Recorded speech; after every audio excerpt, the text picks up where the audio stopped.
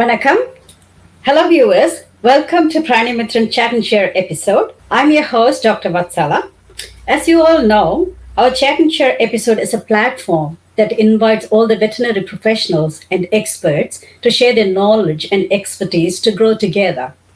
Today we have a very special guest whose breadth of knowledge in animal husbandry and animal nutrition is really huge and wide. He's been in this industry for nearly 2 decades. He has served as technical officer, business manager in many different several animal sectors, both nationally and internationally.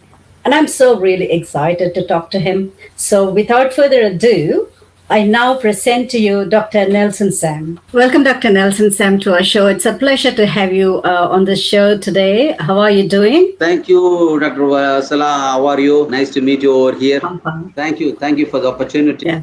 Apart from being your classmate, I know nothing about your career or what you have achieved so far. So why don't you start the show by sharing your journey with us, your career journey with us, please? Yeah, it's very interesting. I just thought of myself being a doctor, like because my elder brother is a pediatrician, so I just wanted to maintain myself, okay, as a image as a practitioner. So I started my career as a small pet practitioner in Chennai. So I just wanted to continue the same. So what happened to help one of our seniors who met with an accident?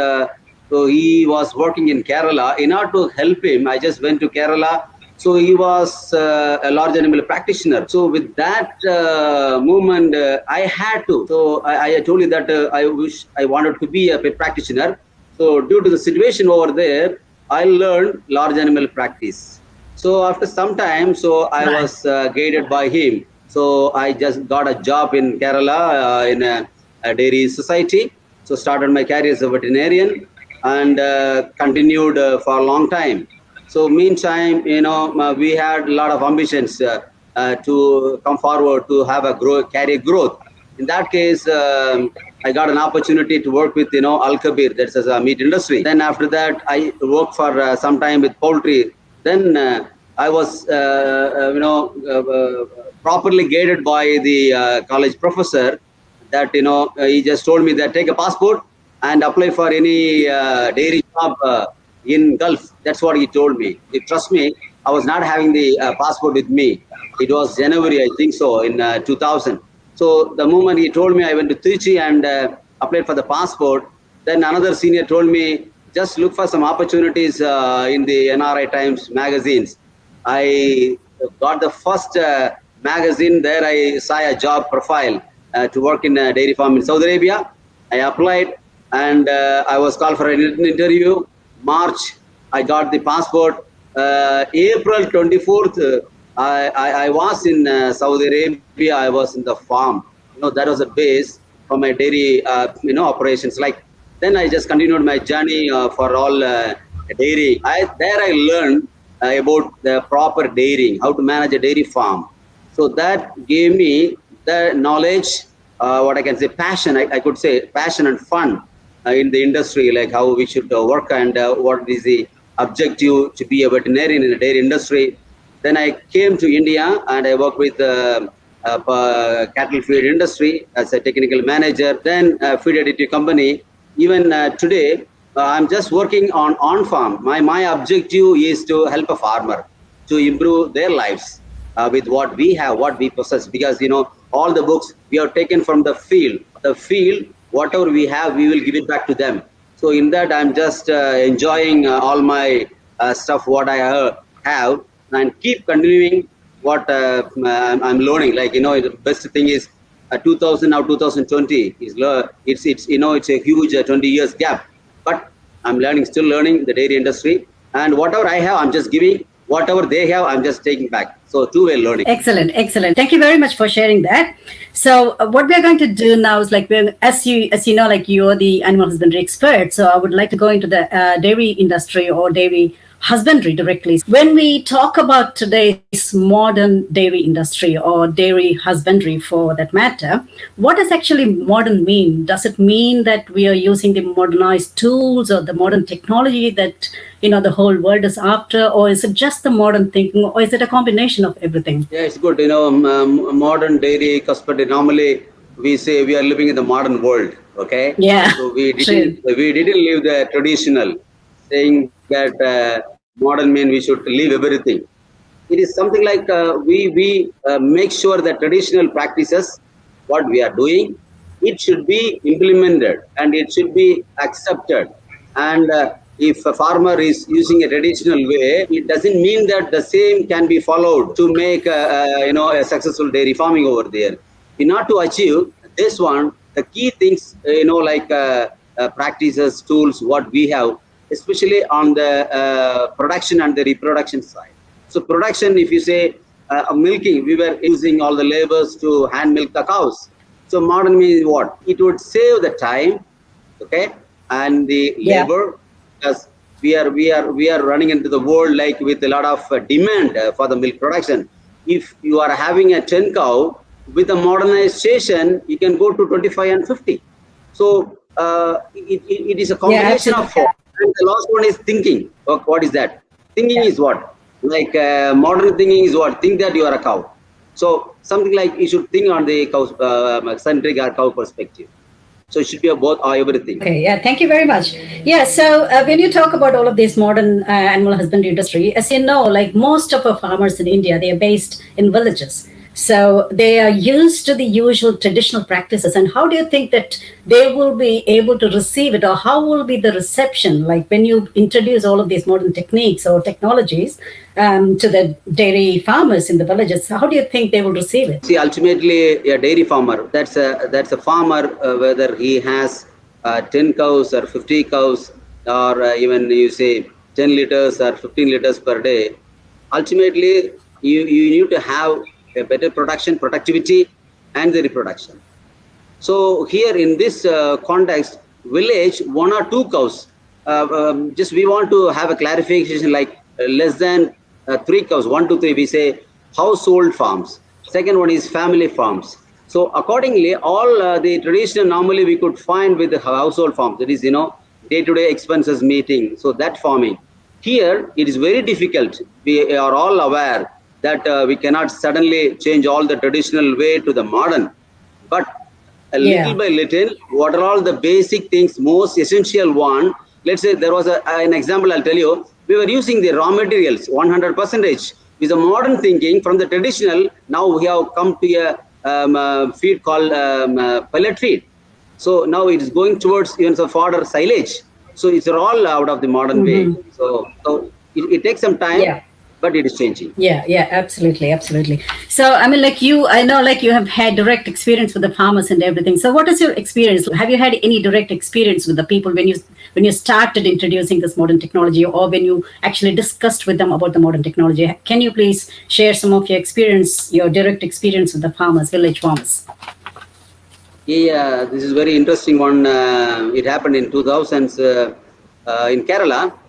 When we say when you use a cattle feed, let's say a pellet feed, that should be given as such. So the traditional way, normally what they used to do, they used to soak it in the water and again they would give. So Yeah. when we convince a farmer saying that no, please give the pellet as a dry feeding. Kindly do not add water into that. Normally they don't accept because they are there in the industry more than say our age. So the moment you communicate well, your communication is very important. Then seeing is believing.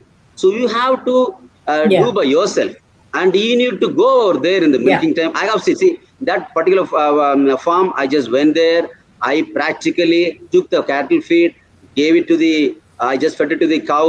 It was not initially taking. Normally, cows have the neophobia. They don't take anything as it whenever they see anything. New. So Yeah. slowly change Mm. over. Like that. Every practice, every modern thing, we used to do it in a proper way, like a systematic way. Then it would happen over there. Now you could see there are a lot of changes are happening in that region over there. Like all the, even the soaking, water soaking, that is a pellet, put it in the water, that is all gone now, almost gone. So everyone has gone to the dry field. An example I'm telling. Oh. So well communication, and you need to do it, and they should have a trust on you, and seeing is Yeah, believing. excellent, excellent. Yeah. Thank you so much. So just talking about all of these, communicating and everything. So, what do you think? What is the fundamental thing, that has to be changed in order to bring in a change? See, this is a farming, right? And I have a land, I have a building, and I have a cow. Okay, so most of the people think that they say I have a dairy farm, but how many of us really bother about I have a dairy cow? It should be on the cow centric. What I want to say is, whatever you do in husbandry, farming, you should think that if I'm there, if I were in cow's position, what will happen? Will I take this one? Let's say water quality or the ventilation over there. If you are able to smell that, if you are able to withstand over there, so all these parameters saying that if a human being, if I'm able to stand over there, if I can breathe, then definitely the cows can breathe over there. That water quality, water content, whatever it may be, everything. So everything should be on the cows, and starting from the calf management. So it is cow perspective. You need to think. The fundamental thing is what? We are having this one with the help of all cow. And I just wanted to iterate one thing, like a cow by its nature will never make her owner at loss. I just repeat, a cow will never make. So whatever the losses is coming, we have ignored, or we have done something which the cows don't like or don't expect, or we have given excess or deficient over there. So something should be on the cow centering. That's what we call it as think that you are a cow. So that is the fundamental thing Cow, what I feel it be very successful. Yes, please.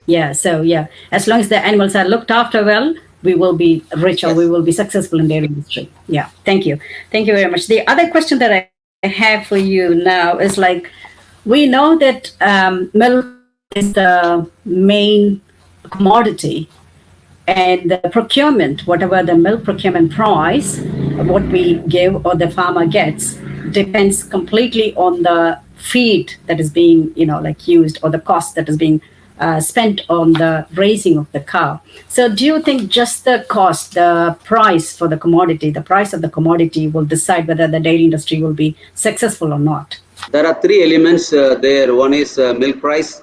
Second one is feed price. Third one is cow management. Feed price, a farmer does not have much control over there. Milk price, you cannot have a control over there. You have only one control. That is what? Control on the cow. Control, what I mean to say is, you can do, or with a given feed or whatever it may be, or the milk what we are going to get out of the or milk out of the cow, these two parameters you can manage very well with better management of the cow. What I'm trying to say is, we have to bother much on the cow management. We call it as like understanding a cow very well. You don't need to go to a veterinary college to understand a cow better. There is a saying said that if you don't know anything in dairy farming, you are forgiven. And if you don't see anything, if you don't observe anything in a farm, you are stupid. That's what it says. So you have a common sense. You need to apply a common sense over there.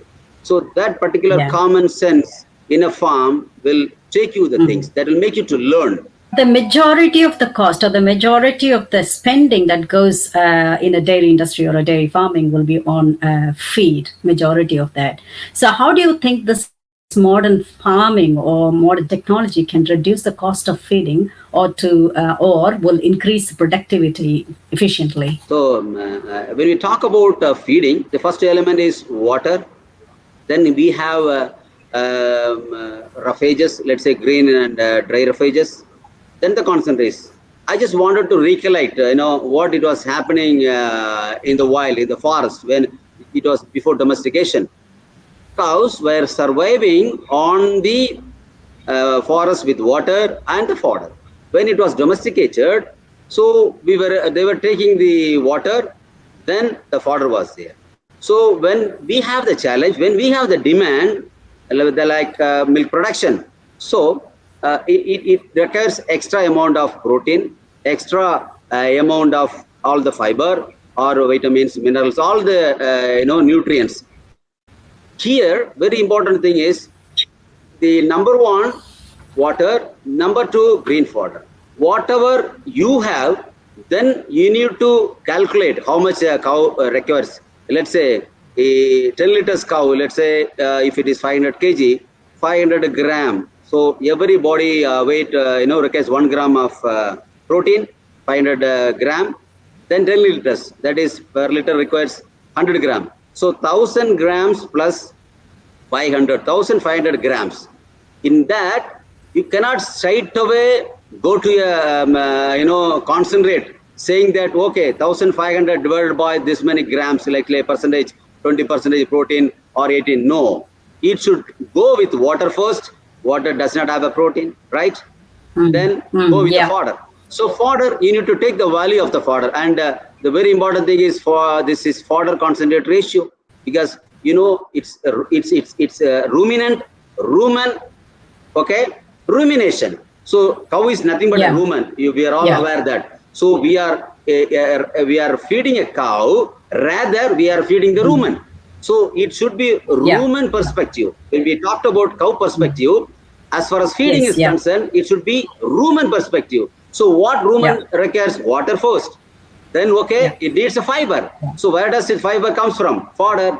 So after calculating water, fodder, the remaining things you need to concentrate, and you need to give it either through grains, cakes, or the filler materials. So if you don't follow this one, what would happen? I'm just giving water, then I'm purchasing something, giving a raw material, then I say, okay, cost of production, I'm giving 70%. It doesn't mean that 70% should be like this. It should be systematic. For that, the fundamental should be applied over there. Rather than simply just going with theoretical knowledge, you have to experience yourself, like what is important, one thing. And you're asking us to just put yourself in the shoes of cows. And it's a very good idea, actually. Yeah. And so when we talk about milk quality, people always call wholesomeness of the milk. So we have heard a lot of definitions for wholesomeness or wholesome milk and things like that. So what is actually a wholesome milk, and what are the compositions, or what will be the quality of the milk if you want to call it wholesome? Yeah. So there are 4 parameters. What this is my understanding and learning. The milk derived or milked out of a cow should have a quantity. Okay, what expected. Then it should have a quality. Then it should have a safety, that is safe to drink. Then the last one, security. It should be secured with its lifespan, like a shelf life. Okay. Now let us go with the quantity. Now we are all moving. Number one parameter is the quantity. Whatever we expect the number, from a cow, like early lactation, mid lactation, lactation. So early lactation, what we are feeding, what its genetic potential we expect, it should come with a quantity. Second one is, the quality. As far as the quality is concerned, here I just wanted to emphasize only one thing, like microbial protein. So we are very well aware that amino acid profile. When we call the wholesome milk, it should be like the amino acid profile of the milk should be, what we have the standards. It will match only with the microbial protein number is more. Otherwise, if you are feeding any other protein and ignoring the pathway, the rumen degradable protein and undegradable protein, we know out of the fermentation, normally 60% should be the degradable and 40% should derive from the undegradable protein out of the crude protein. So this 60% should be there, and that degradable protein will have a microbial protein. That microbial protein will give the exact appropriate essential amino acid containing milk. As we are all aware that milk is a protein drink, and the casein is the easily bioavailable and which is very, very, very important element as far as the milk is concerned. So here, Yeah. the number one criteria is the amino acid profile of the milk, and that's why you can differ from soya milk and other milk. So many so-called milks are there in the market. That is highly, digestible, and it is apt to a human being. So I call it as a wholesome, apart from adulterants and contaminants. So that comes next. That should be free from. Thank you, Dr. Nelson. So if I'm talking about the milk production and the wholesomeness and everything, a question comes to my mind. So from high milk production, we always go for crossbred population and things like this. Do you think the milk production can be increased only through crossbred population, or do you think the indigenous cattle has not been exploited well in India? Imagine if you have 10 cows. So 10 means you will have 20 liters, whereas the demand is 200 liters. So the only way we need to go with crossbreds only. So crossbreds, I say it is needed. Same time, you have the problems like disease resistance and so many other problems like stress related disease and disorders. So many problems with the crossbred. And here, indigenous now in India, there are a lot of farms over there. Even Brazil, you know the story. What they have taken our breed over there. So it's possible now crossbreed, it is happening over there. But keeping in mind that milk should be given to everybody. So that should be the case. And indigenous will never come to that level, like let's say 60, 70, 80 liters. So according to the need, the plan should be there. According to your farm, I have seen farms, they will have both indigenous 1 or 2 cows. They used to have it, and they will have, this crossbreds, Holsteins and Jerseys. So you cannot ignore, you cannot completely say no indigenous, no crossbred. It's a mix.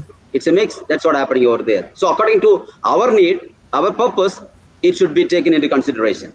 India has got the highest cattle population in the world, and it's also ranking first in milk production. However, we have to remember, India has got so many animals, but the milk production is inversely proportional to the population of the dairy cattle that we have. So that needs to be addressed, don't you think, Dr. Nelson? Yes. So here, if you travel in parts of all over India, buffalo farming and dairy farming. So for buffalo farming, with the people for years long together, and with the knowledge on the buffalo rearing. So it is okay, taking its course, or its purpose is served to some extent. When we compare the same farming with dairying, it is what I can say, it's very, very less, because the movement of a buffalo calf to another farms is very less. In other words, a dairy cow, if you take how many owners it had from calf, let's say from birth, maybe 2 months it would have been with one owner. Then after 2 months, this person probably cannot hold it, he would have given to someone else. Then after he makes it pregnant, he will give it to someone. So like that, it would keep on going, moving from one farm to another farm. What I'm trying to say is calf rearing and heifer rearing. So people should have their own calf, their own stock. So when we have our own stock, otherwise, okay, let's say I have a calf, I have desired to keep it for 2 months, okay? Then I am giving to my another person, I'm going to sell it. As long as I hold this calf, let's say 2 months, I should follow what I am supposed to do, the management for 2 months. I should not ignore, like, okay, anyway, I'm going to sell it, why I should bother about it, let it be.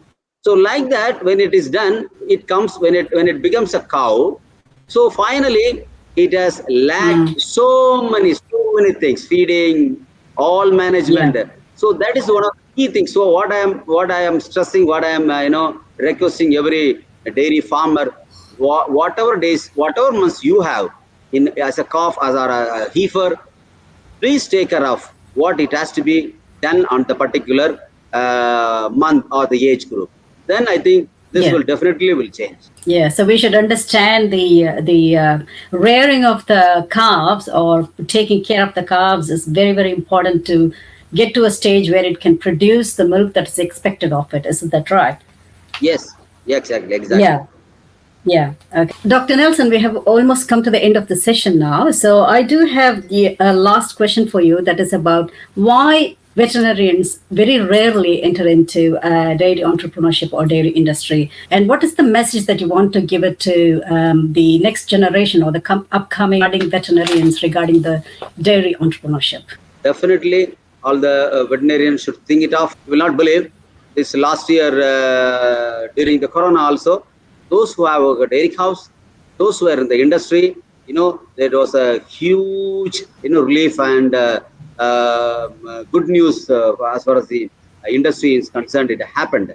So I urge whoever wanted to start, whoever is interested, please do not think the negative side. People always think if somebody want to start a dairy farming, the first thing they would say, have you thought twice or thrice, or do you have any other opportunities in hand, plan in hand?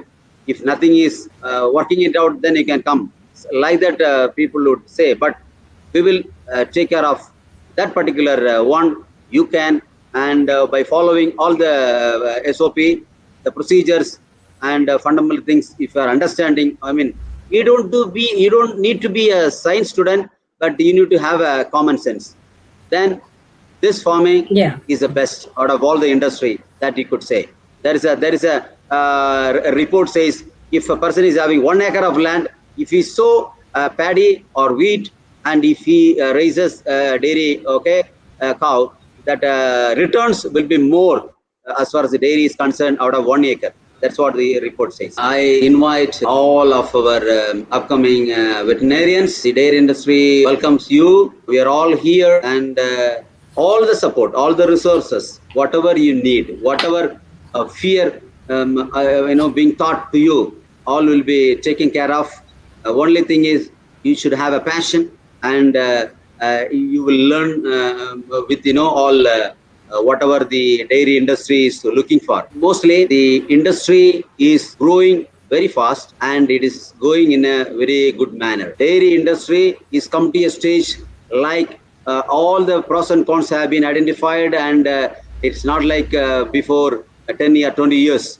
Now everything, all the modern things, all the tools, all the resources, everything is in hand. So that will help you to achieve what it is expected out of the industry. So being a veterinarian, you can do in a double way. We are all welcoming you to the industry. Yeah.